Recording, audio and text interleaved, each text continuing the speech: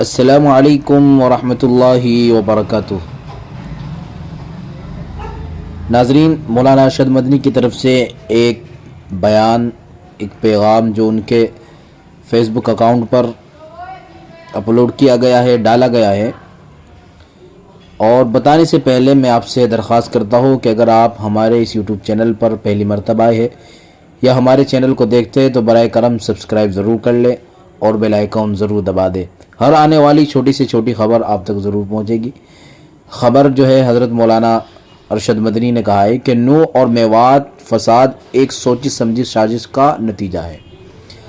ہریانہ حکومت اور پولیس کا کردار مشکوک ہے اور بے گناہوں کو فسادی بنا کر پیش کیا جا رہا ہے۔